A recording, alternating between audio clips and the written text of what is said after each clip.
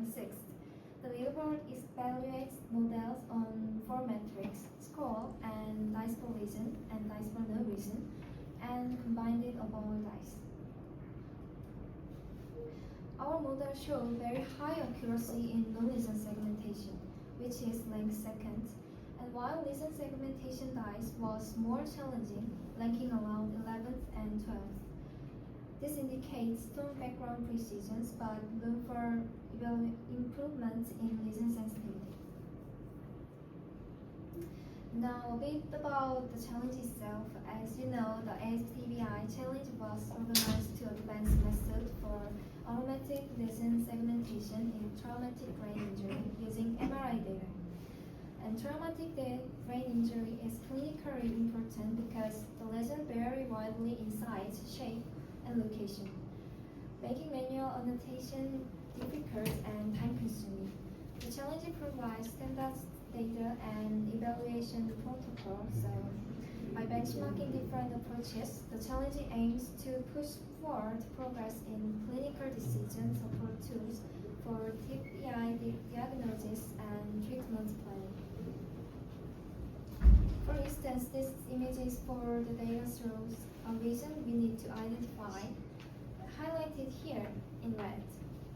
And as you can see, these lesions are highly irregular, so it was quite difficult to find.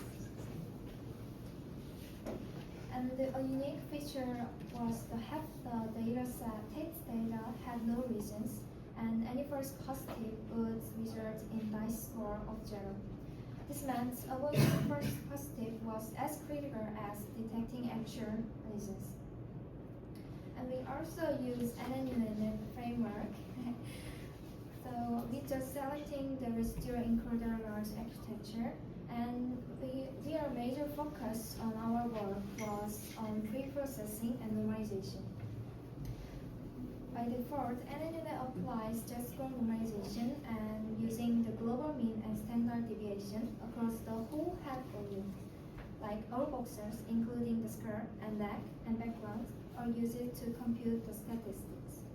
And as you may be familiar with, this is the Z-score normalization formula. And the left one is the original data set, and the right is after the Z-score normalization. And these are the results after applying the Z-score normalization. However, there is still large case-to-case variability. Some images appear too bright, and some less so, and others are not equally normalized.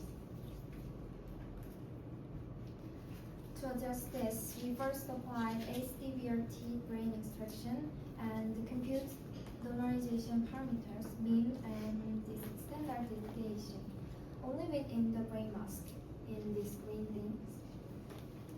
This brain-specific adaptive normalization reduced the inter-subject variability and produced more stable intensity distributions.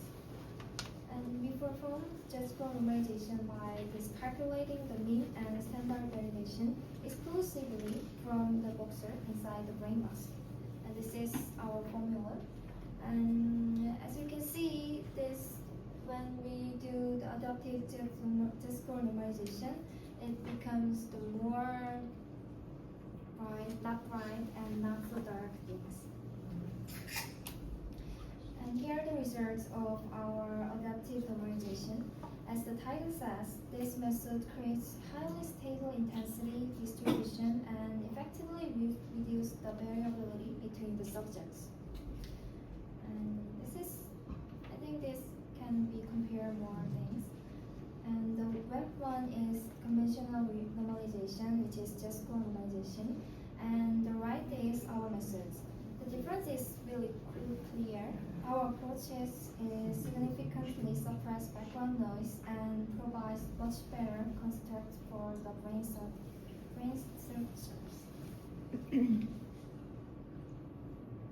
And this is the slide summarize our entire approach. After our custom preprocessing, we followed the standard nnU-Net training pipeline and applied extensive data augmentation. And now let's see how this approach is actually performed.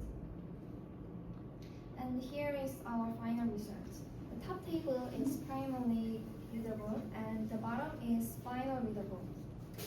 The key takeaway is the final results that our model combining the adaptive normalization with DA5 augmentation achieved the highest rank, which is this one. This confirms that our brain suspect normalization is highly effective and especially when paired with the strong data augmentation. And this is the concludes my presentation. Thank you for attention.